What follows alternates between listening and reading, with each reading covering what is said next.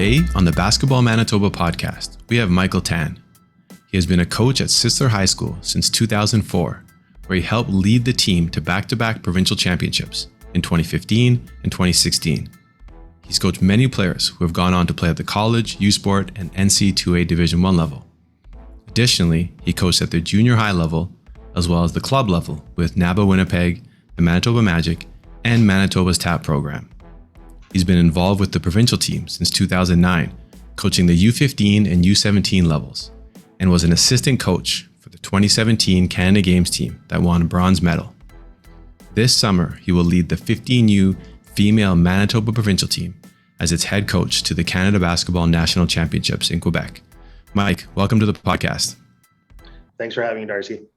So, Mike, we were talking offline when, there's always a little preamble, and we were chatting a little bit, and, you were saying, man, it's pretty cool to see that, I'm being interviewed right now because of some of the people we've interviewed were absolute legends. And I was like, yeah, man, trust me, it's I'm sitting here interviewing some of the absolute legends, and even me, myself, I'm just like, okay, I got to be on my best behavior here. But it's interesting because, you read your bio, you've been involved, it's 2022, you started back in 2004. And so you're well on your way to being a coach you're well established in the community, but what's going to happen in 10 years? And I think we were talking before, right before we got online, you're saying how you were with Coach Cassano hanging out, and then he had what was it, parents coming up? Say that again. What exactly was it? Yeah, at the club championships, there was just sort of a surreal feeling that he was being approached by not even guys he had coached, but guys he coached against, and that he remembered them, and they're coming up to him saying, hey, how's it going, and bringing up all these stories and memories that they had. And Randy sort of had a little bit of a throwback moment and got a chance to laugh and talk with them. And I'm just sitting back thinking man, that's going to be me in a few years, because I have a couple of friends that have their kids that are starting to play basketball. Mm-hmm. And I've had that instance already where I've seen a couple of people that I've known where they're their kid is already playing club basketball or community basketball. And the fact that they might either walk into my gym one day, or I might be on the other side on the sideline coaching them. And it's a pretty surreal experience to have it sort of come full circle and be in that position. But for sure. I'm a little scared that I'm only a few years away from that, but I think it's going to be pretty cool. So, well, it's a sign of a few things. Obviously, that you've been at it for a long time, but I think it's also a sign that you're still enjoying it, right? Because you're still doing it. And the fact that you're having the realization is oh man, I'm still doing this and I like it. And that's wow, that's okay. Time's flowing, but at the same time, you've been doing it for a long time and you've kind of built yourself up to a point. So it is a pretty cool thing to reflect on.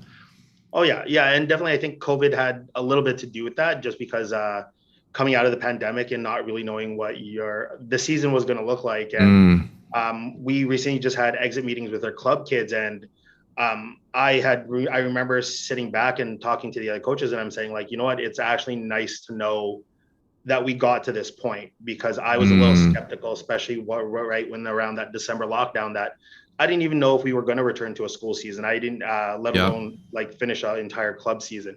And the fact that we are now in that point where we're sitting there giving these exit meetings to these kids, just was a lot. And then just to sort of embrace the actual season and now move forward with just basketball and the possibility of sort of coming back to normal.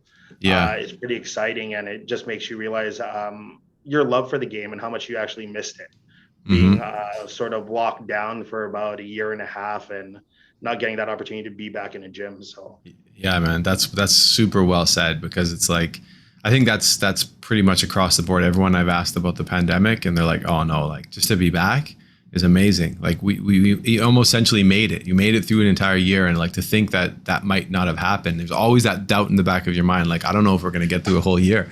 It's crazy. Well, exactly. And it sort of affects, it definitely affected my preparation, because I know in previous years, I'd be a little bit more intent with how I'd prepare for certain games and stuff. And I was just really going day by day. Yeah. And then after the school season, once we start to head into club season, it was well, okay, I can't really go day by day anymore. I have to now start looking ahead and planning to make sure that these kids are still getting the most out of this program as much as they can. And and that's when I sort of had to start going in more in-depth conversations with our coaching staff, making sure like what's the end goal, where do these kids need to be at the end of this entire thing.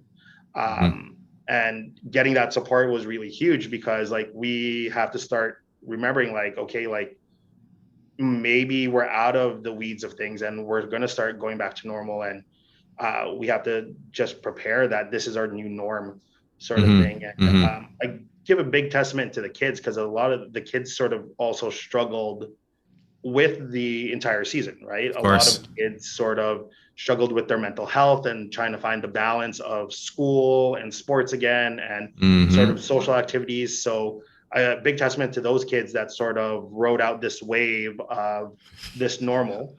And now it just seems like we're sort of trying to figure out a path to get back to what it used to be. And it's interesting you say that, because like when you actually think about it, some of these kids have almost missed like 2 full years, right? Like when you think about it, right? And so for guys like you and I, it's not, the readjustment back to normal isn't as difficult, because you've lived in it for so many years. For them, they're kids. Like they were, like if you're coaching at the 15-year-olds, well, 2 years ago they were 13. And that's a huge growth period for them, right? You know this as a coach who coaches that. Like they grow so much. And definitely. And I think it's a little bit more impactful now, just because like now you look at a kid and you look at what they're doing and like, yeah, you know what? Like they're not going to know any better. Yeah. Because their highest level of experience was grade 7.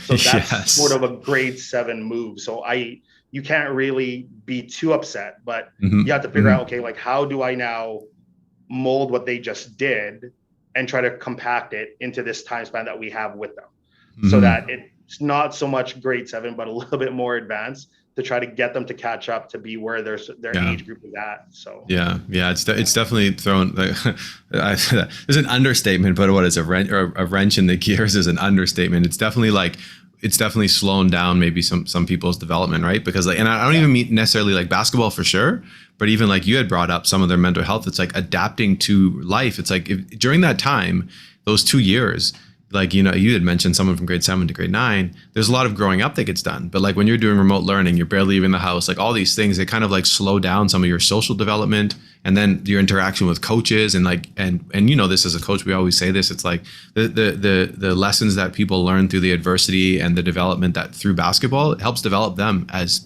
individuals as well. So if all that's taken away from them, when they come back to it, it could be a lot. And so it's interesting you brought that up as a point of like, things are a little different now. Oh yeah, definitely. And I kind of saw that with my school team this year, because like I made a point to keep a large number of kids, because I want to provide them an opportunity to be involved, but at the same time I was also very mindful of where their past experience was. And for a lot of them, their past experience, they didn't get an opportunity to play a whole lot on their previous team that they were on. So I wanted to make sure like I at least give them the opportunity to get into the gym, to develop and stuff. And as the school season went along, I had a few kids struggle with that. And it got to a point where it had to be, this was bigger than basketball. This was what was more important, is that we sort of we take away the basketball part, and we have to sort of prioritize that. And I had to have a couple of tough conversations with a couple of kids where it was like, okay, well, if basketball's sort of preventing you from living normally, maybe it might be a good time to sort of reevaluate and see if basketball still should be a part of your life. And for a couple of kids, they as much as they loved the game, they had to sort of walk away from the game just because they needed to prioritize their own mental health, because they were really struggling with the whole social aspect of it and the time management part. And when you get an opportunity to know what remote learning is and you have all this free time, you see a huge difference when your time starts to get pulled away from you.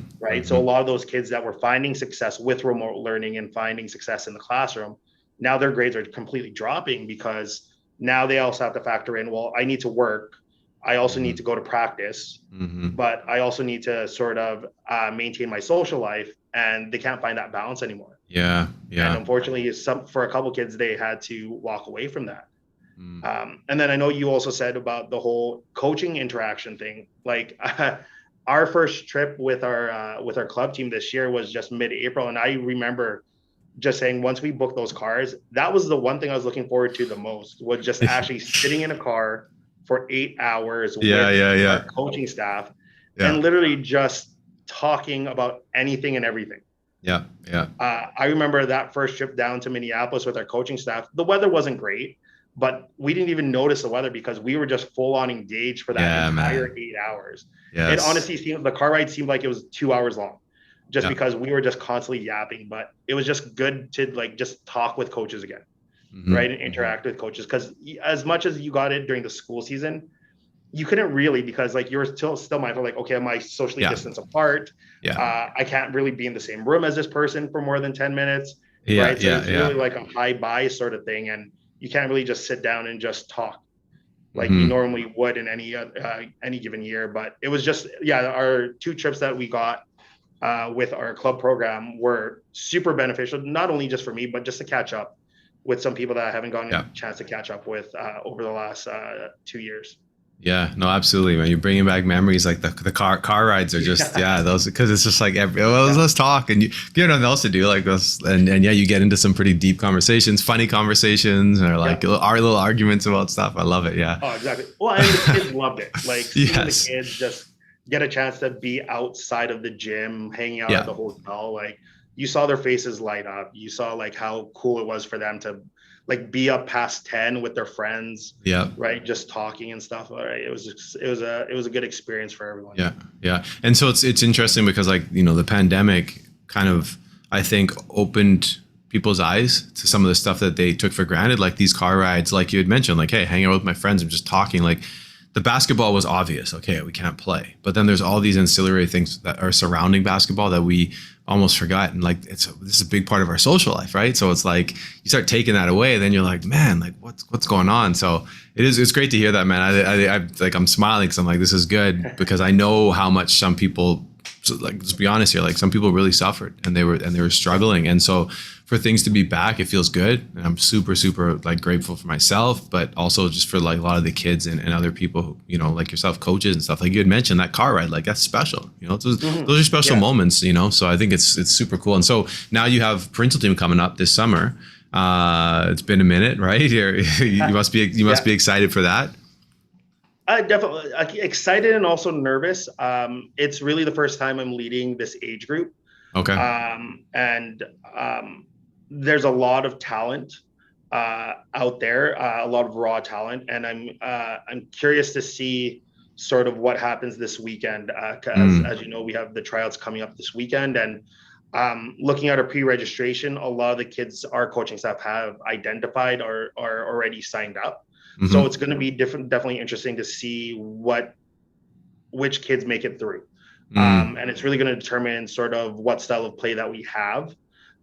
Just looking across the board, I know there are a lot of athletic kids that are sort of not choosing basketball. So it's sort of, the challenge will be is just trying to make sure that we find the most athletic group possible, and try to counter that with what our strengths are going to be. And I know just looking at the group of kids we have, our strengths are going to be our speed and our ability to sort of play full court. And that part is exciting for me, because I know it's going to be a very sort of similar style that I get a chance to play with my school team, and get the chance to do that on our provincial level, I think will be pretty fun and exciting. Nice. And so what's your coaching staff look like? I am going to be joined by one of my former players, Carrie Kuzbit. Okay, yeah, Carrie. Who has really taken on the player development role over the last year or so. Big time, yeah. And we also brought on Matt Dick, who again, nice. Well, they work together. They work together. Yeah. Exactly. They're business partners. And just talking to both of them, they just have a fresh take on the game, and how they want to develop the game and really push athletes. And it's a really, really refreshing take to hear, because we've even said this, like it's a good combination of sort of old school and new school. Yeah. And all three of us are excited to see what that middle ground is going to look like. Because I think for all three of us, the experience is going to be pretty cool, and how we go about it is going to be work to make sure that all three of us sort of get a chance to work out what we want to see accomplished. But I think the end product is going to be really cool, and it's going to benefit the kids the most. Yeah, because they're going to get 3 unique perspectives and 3 distinct voices about how we all view and visualize the game. Yeah, absolutely. No, I was just going to say that's a nice, you said it very perfectly, because like I know both of them, and like you said, you kind of have that old school, but they are very like focused. You had said they're business partners, so they do player development for people who aren't clear, both of them. I think it's Atlas Basketball, and you know, I've you know, Matt Dick is a friend of mine, and yeah, the way he talks about teaching the game and developing is even different than what other player development people are doing, right? So I think he has a very different mindset. So I'm excited for this. That's awesome. So because nationals, Quebec, where in Quebec are we? Where are we going? We're going to Sherbrooke. We actually just got our first bulletin, so we're going to be playing out of Bishop University. Okay, and then where? What's the dates? First week of August. Okay. Yeah, the 2nd to the 8th, I believe. Okay, nice. No, that'll be good. Oh, because yeah, this is national championships. Yeah, okay. Yeah, because I think the other groups are going to Canada Games because they didn't have them. I think the older groups, right? Yeah. Our 18U group will go to Canada Games, and nationals will be for 15U and 17U. Okay, so we got 3 age groups this year. Yeah, exactly. It's a pretty unique year that they're providing everyone. So it just means more kids get a chance to be on the floor, more kids get an opportunity to play, and that's huge for the development in Manitoba. Yeah, absolutely. So we talked about all sorts of present. We talked about some future stuff. Now let's talk about the past. So always ask the same question. How did you get involved in the game? What are your first memories of basketball? Well, I mean, I guess my background probably it leads to where my love for the game comes from, right? Obviously, I'm Filipino, and the Filipino basketball community in Winnipeg is very large. And I grew up. My first memory of basketball is literally sitting beside my dad watching NBA games on like a Saturday night over the holidays and whatnot, and my dad being really into it.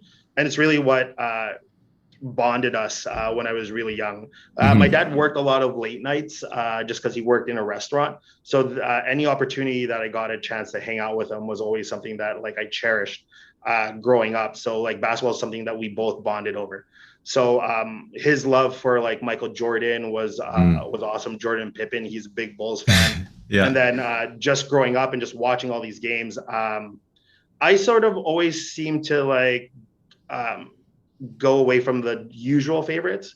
Like growing up, one of my favorite players was like Penny Hardaway. I like Kevin Garnett. Like I liked Shaq. And then as I got older, right, Tim Duncan, just because like he was someone that I sort of like I played his position.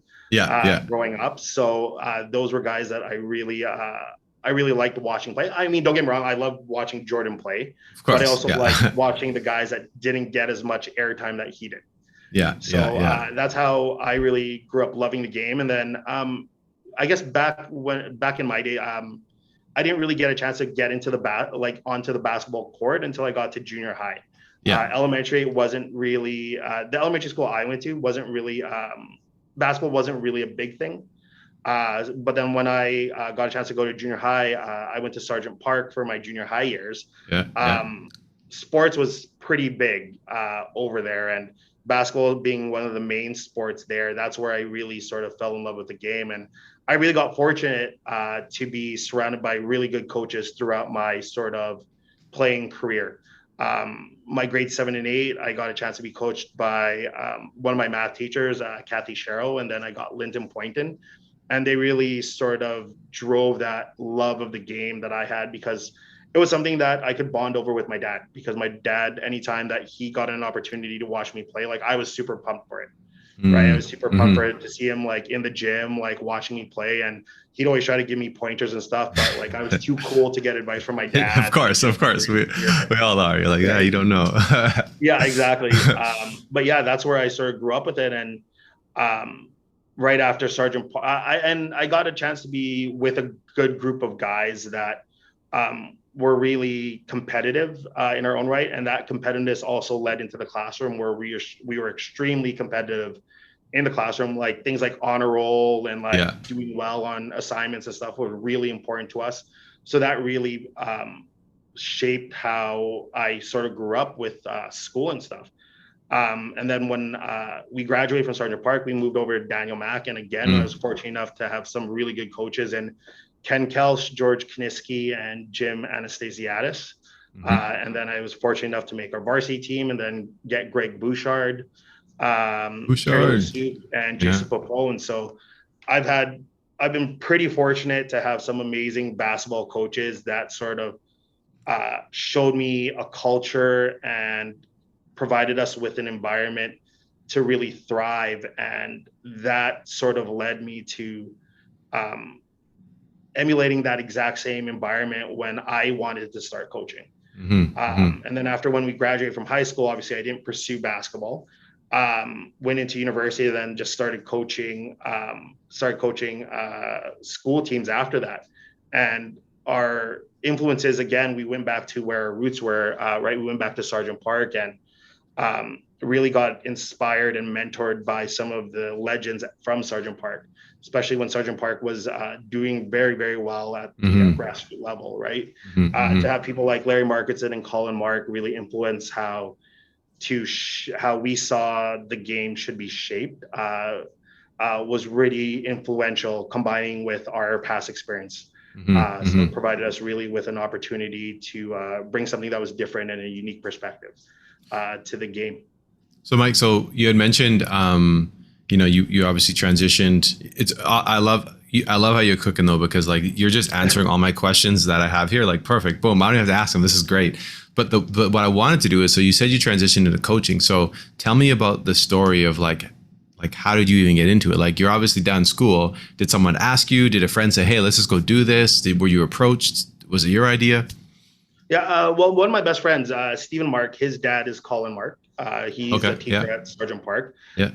He happened, pretty sure it was like our first year out of university. I think he ended up coaching he coached the 15U provincial team along with Deb May. And one of his players on that team happened to be Debbie Yeboah.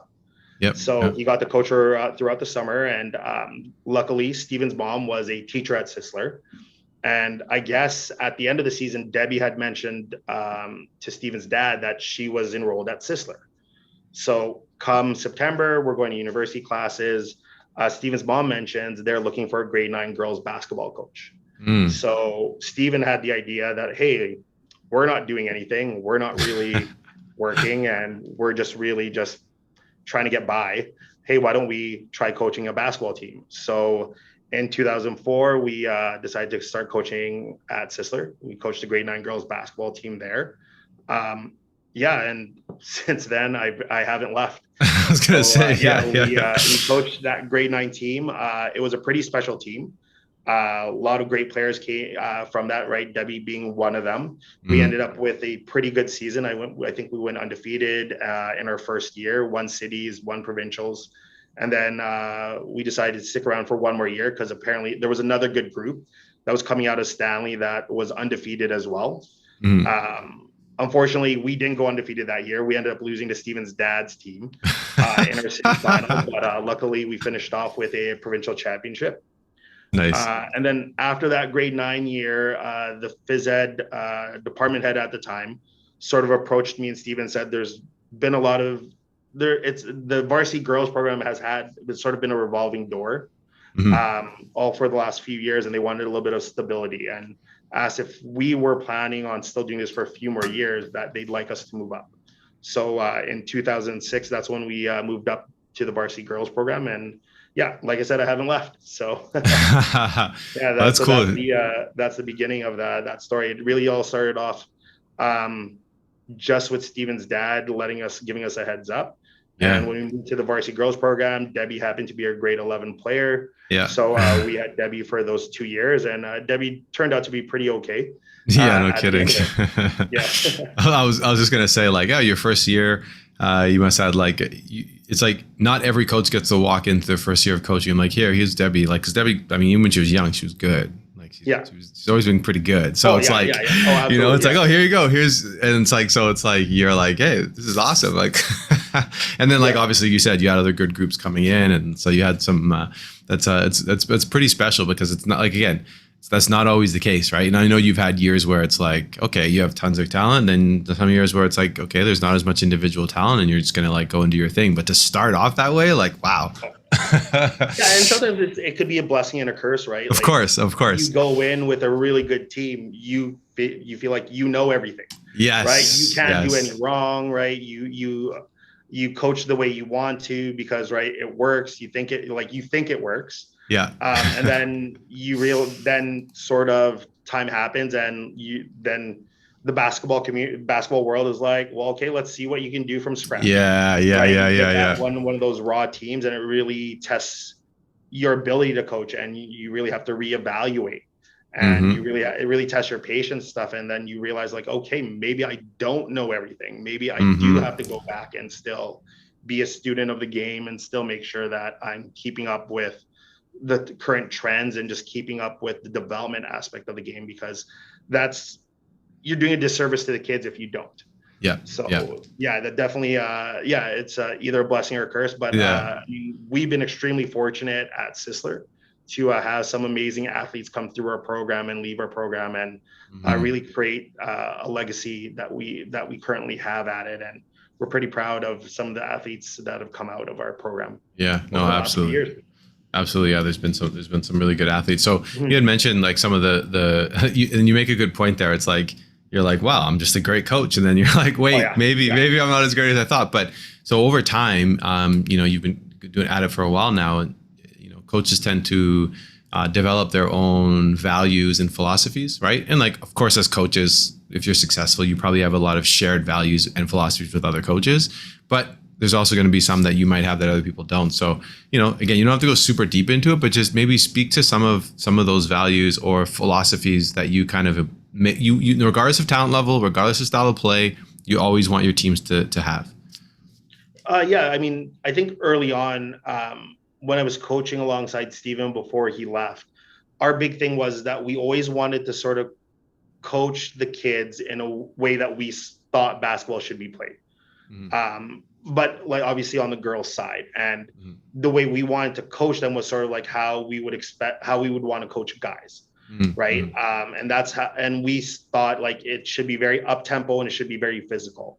And over the years, I know that's always sort of been the reputation that we've had, is that we try to push pace as much as we can, but we're extremely physical. Right.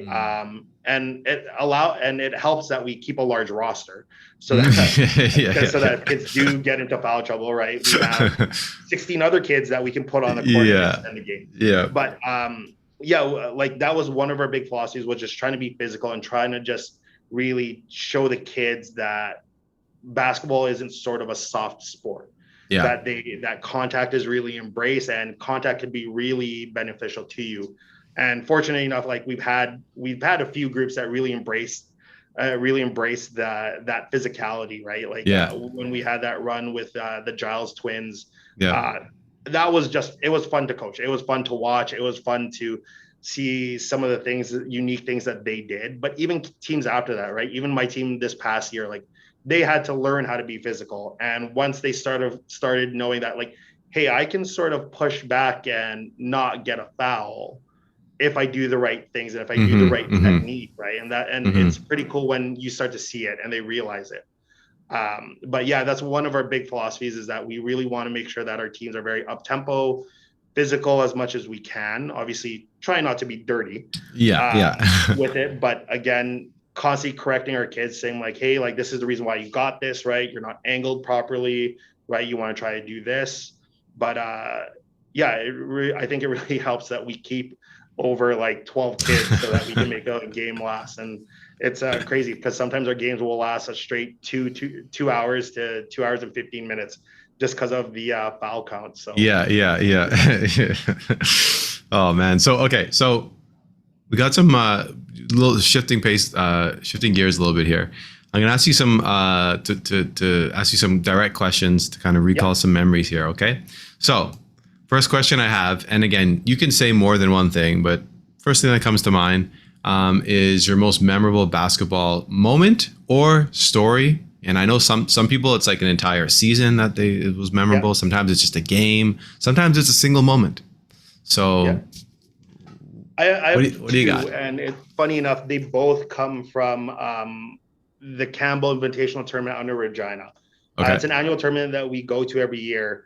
And my first fond memory is we were playing in the 50th anniversary of the Campbell Invitational. And we get a pretty tough draw right from the get-go. We get pre-ranked as the second top team coming out of Manitoba in that tournament, as another team was there. But we got ranked as a top team. I'm sorry, we got ranked as a top team there coming out of that tournament. So we were on a collision path to meet the top team in Sask. So we get to the finals, and it's a sold out crowd. It's packed. Yeah. One of our top players was our point guard. She goes by the name of Cheryl Pernack. She ended up playing 5 years at the University of Waterloo. She gets into early foul trouble. Within the first quarter, she picks up 3 quick fouls. But we end up building a 20-point lead. Mm-hmm. So she picks up her 3rd foul midway through the first, and we have to sit her. Campbell comes storming back. And then me and Steven, who was coaching with me at the time, we both look at each other and like, well, if she fouls out, she fouls out, but we need her on the floor. Yeah. So Cheryl manages to last until about the minute 15 mark in the 4th quarter. She ends up picking up a charging foul, writes her 5th foul. At that point, we're still up by 3. Yeah. So Campbell ends up hitting a big 3 with about 15 seconds left. So we end up calling a timeout. We drop a play. And I remember the week leading up to that tournament, we were coming off of our exam break. One of our forwards at the time, who was a high-level soccer player by the name of Haley Bell, we were sort of goofing off in the gym. We were, for whatever reason, we were working on half-court shots. And she's like, I can hit a full-court shot. We're like, no way. So she doesn't hit a full court shot, but she can throw the ball the length of the floor, right, with a baseball pass. We're like, oh, okay, good to know, sort of thing. So we're back in Regina. We're like, have Haley throw in the ball. Yeah. And then we're like, okay. So then we drop this play. We're drawing up this play. And I remember afterwards, the kids were telling us, they're like, yeah, the one girl that was supposed to get it, she was shaking her head, no, I don't want it. Like, I don't want the ball. I don't want the responsibility of trying to win this game. Like, let it go into overtime, is what she had told us. After wow. So yeah. She's sort of trying, quote unquote, cut to the ball. So Haley realizes she doesn't have a pass, but one of her teammates breaks free wide open down the floor. So Haley ends up throwing it. So roughly about this girl is roughly about the attack line on their end. Mm-hmm. The Campbell taps it and then knocks it. Campbell taps it, and then it just happens to fall in place of this one girl. So the one that didn't want anything. This is a different girl. So okay. Genevieve. She was the one that broke out, thinking that Haley's not going to pass me the ball away from the hoop. Yeah. So she realized the ball comes to her. Campbell touches it. Clock starts. Genevieve is now scrambling to get the ball, sort of thing. So Genevieve sort of passes it, saves it, passes it. It gets to one of our teammates that is able to save it. And then Genevieve cuts out back to a 3-point corner. The girl that was trying to avoid the ball is now asking for the ball because she should be open, but she's still not open. And then this girl that gets it tosses it back to Genevieve, who then chucks up a 3 and hits it at the buzzer for us to win it. Wow. And to this day, Campbell talks about it all the time, that we ruined their 50th anniversary celebration. Very nice. Yeah. So, I mean, moments like that are pretty cool and unexpected, and you just stand there shaking your head. Yeah, you're like, sort of thing.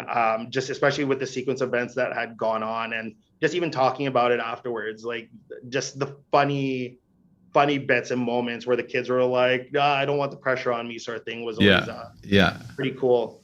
And then my second story would be when I had a pretty good team. I had Kia and Kiana. It would have been their first time going down to Regina. We were playing a very good Holy Cross team from Saskatoon. Mm-hmm. It's pretty much a back and forth affair. Their point guards hitting threes. We're hitting mid-range jumpers. So we're down the entire game. They're posting us up. So we're down 8 with about a minute 45 left. And I was like, you know what? We need to foul. We need to stop the clock. So we end up getting to a point where there's about 8 seconds left on the clock, where now we're down 3.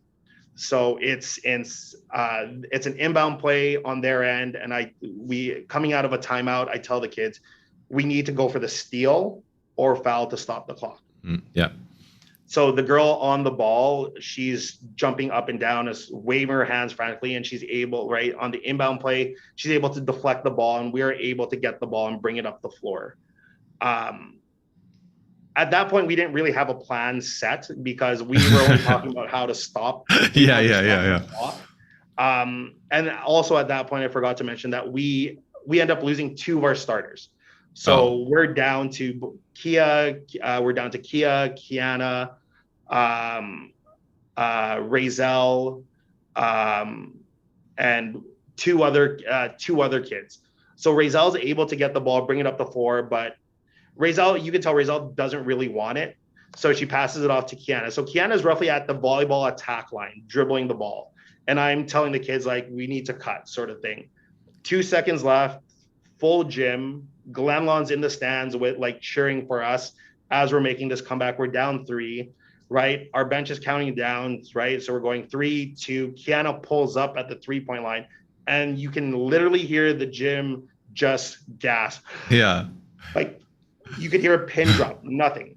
Kiana hits the 3, the buzzer goes off, and then, like, the crowd goes insane. Like, the crowd goes wild. And it's moments like those that I really, like, I live for, but at the same time, it's like, it hurts my heart that we have to get down there, because it's also, like, emotionally exhausting and to get to that point. But it's so cool to watch, and it's so cool to see how the kids react and the memories they take away from that. And some of the times when we talk and rehash those memories, to hear how they were feeling in that moment and what they were thinking of is always, like, a fun memory to go back with when you see those kids again. So yeah, well, it's funny you mentioned the one girl. She's like, I don't really, like, after the game, I didn't want it. Yeah. Okay, so you kind of told about some funny moments within those memories, but now I'm just asking you straight up for a funny basketball story. So, like, you know, it could be something that happened, something dumb you did, balls of I don't know. What do you got for me? So when I went to high school, obviously I was fortunate enough to play with Irfan Nasajpour. And with that team, one of my good friends, he goes by the name of Marvin Tapascio. Yeah, I remember. I have no clue. Me and Marvin don't look alike at all. He's very light skinned, but he was a pretty really good 3-point shooter. And that's what our basketball team was really known for. So we've been going down to this Campbell tournament for a number of years, and we're waiting for one of our games. And the coach at St. Joseph, we had just finished playing them in a semifinal. So we're standing I'm waiting for the finals to happen. Yeah. So the coach from St. Joseph sort of comes up to me and says, like, you must have played basketball when you were in high school. Where did you go? I was like, I went to Daniel Mack. And then he's like, I knew it. That's right. I knew it. I was like, you knew what? He's like, you must have played on the same team as Irfan, right? I was like, I did. Yes. Yeah. And then I'm not going to say who, just because this coach is pretty well known. There was a very prominent men's coach that happened to be standing with me. And he's like, his team plays like he played back in high school. I was like, what? I was like, I don't remember playing when we came down to Regina a whole lot, because we had gone to Lit, and that was the year we had won. Yeah. And I remember, like, I'm pretty sure I didn't play a whole lot. But the guy was like, no, I remember now, like, you were an outstanding 3-point shooter, and your basketball teams are an outstanding 3-point shooter. So this guy thought I was Marvin Tapascio, and I took it. I was like, that was me. Yeah, like, I teach my kids everything I know, and that's why we shoot the ball so well. So yeah, it's a pretty funny thing. Every single time I go down there, he calls me Marvin. And you haven't told him? No, I haven't told him. So you're just like, I'm not telling this guy. At some point, he's gonna maybe realize and be like, either he's gonna go, I'm so sorry, or he's just gonna pretend that, you know. Or he's gonna watch this and hear me tell this story. And he's like, he's talking about me. But, True. Yeah. Wow. But, it's pretty funny that I mean, obviously it's a compliment for him to recognize that in our Yeah. team, but the fact that he thinks I Yeah. have anything to do with our 3-point shooting ability is pretty funny. Wow. All right. Well, we're going to wrap up right away. Love to end with advice, right? So, the question when I first started the podcast, it was always like, I'm going to ask this question differently, but there's no reason to. It's really just as simple as this.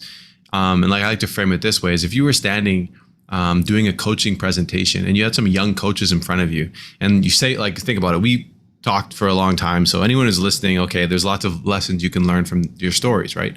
But sometimes you need to be explicit and say, okay, this, and this is what I want you to remember. So if you were in front of a group of kids and you wanted them to remember some advice about coaching, what would you want to leave them with? Ooh, I would say, stick to the basics, stick to the fundamentals of the game, really learn and put time and effort into learning just the basics. You need a good foundational layer in order to move forward, in order to do a lot of what a lot of the NBA guys are doing right now.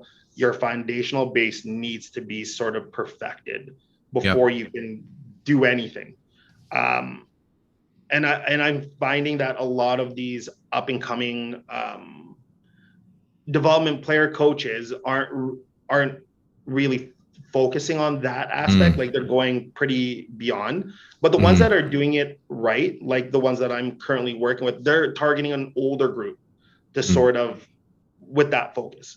But if I'm trying to talk to younger coaches, really learn the basics, because that's what really got me to expand my coaching ability. Had I not gone back to just the simple basics, and it, for me, I had to go back to my roots. Like, I went back to Sergeant Park and sat in the gym for hours, partnering up with a club team like Manitoba Magic and working alongside people like Neil Blanca and Ralph Baquet. I got a chance to watch the importance of that. And if it wasn't for that, I don't think I would have had the foundational knowledge that I have now with understanding that how important that basics is. And then making sure that when you do start to learn that, share that information with other people, because they'll teach you and tell you their perspective. And then it's really up to you how you decipher it, right? And try to put it into your own words in your own language. Because I've been fortunate enough to work with some pretty really, really good people, where although our language might not be the same, the end goal is still there. But the way we go about it and making sure that we're both being heard has always brought us something even better than what we had initially expected.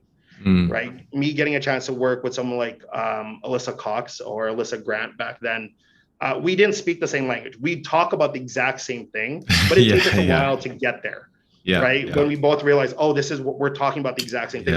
But what ended up happening is that when we talked it out, we found something even better to show the kids. And I mean, and the result of that was us being able to win a bronze medal at Canada Games in Manitoba.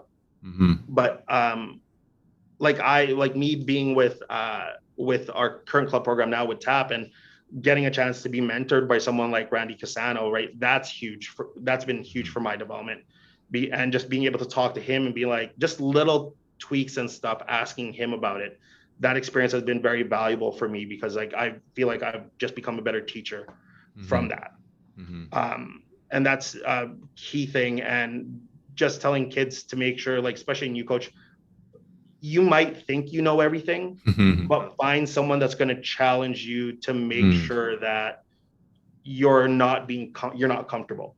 And I really got that this year. And I really credit my assistant coaches at Sisler this year, because it hadn't been for them, I don't think our season would have ended the way it did had they not challenged me to sort of think outside the box, because I was always very mindful of where my players at and their abilities. And they really pushed me to push the envelope with the kids. And I had my assistant coaches. I had this year I had Debbie Yaboa Kerry Kuzbit and Ray Zalginto, which I don't think is a pretty bad coaching staff. I was going to say that's a pretty good squad too. Yeah. 3-3. Yeah. Had they not really pushed me, and they're all fairly young in their sort of coaching career, right? And I'm the more experienced one, but had they had not discussed and talked with me, I don't think we would have put out the exact same product out on the floor had it just been me. Because they really pushed me to think outside the box, and I am eternally grateful and thankful that they were there and they showed up and they understood that they could challenge me. They could challenge me, and they had a voice in what we did. And that was a huge thing, and it really helped turn our season around. And we got the result that we were happy with at the end of it. Nice. Well, I think that's a great place to wrap it up. Mike, I appreciate you. And I think by the time people are listening to this, provincial team season will be up and going. You might already be up and on the road. Before we run, what are your trips with the team this year? You got nationals, but before that? Yeah, we have a couple of exhibition games that we're looking to set up. We have a few exhibition games that we're trying to set up before we head off to Brandon. So we're heading off to Brandon on July 3rd to play a 2-game series with the Saskatchewan provincial teams. And then we're back home for a day, and then we take off for Minneapolis. Okay. One of their big Minneapolis tournaments. Then we're back for about a week of prep, and then we're back to Minneapolis again. Okay, so 2 times. Okay. Yeah, and then one more week, and then we're back, and then we're heading off to nationals. Okay. So this year it's Minneapolis twice, and main reason why was COVID was really uncertain. So a trip to Chicago sort of got canceled, just because again we weren't sure and we didn't know sort of what the transportation situation was going to look like. Yes. As well, and that was a huge concern. So 2 trips to Minneapolis makes it a little bit easier. And then next year I think the plan is for them to travel a little bit more maybe. And then we'll see how that goes. Hey, well, like you said, man, it's grateful to just be back playing and having the opportunity. Hey, go to Minneapolis 3 times. At this point, I mean, we're coming off what we've been through. This is a blessing to be able to go and do these things. So we're grateful. Oh, absolutely, and the basketball's still pretty good basketball. Oh yeah, absolutely. Yeah, absolutely. All right, Mike, I appreciate you, man. Take care. It was great and good luck. And I will maybe see you at tryouts because I'll probably be poking around. So. Yeah, all right. Good. Thank you so much for the opportunity to talk, and I appreciate being part of this. Absolutely. Okay, you take care. Okay. All right, bye. Thanks for listening to today's episode. Please like, subscribe, follow, and share this series, and reach out to us with your comments on the show. Thanks again for joining us.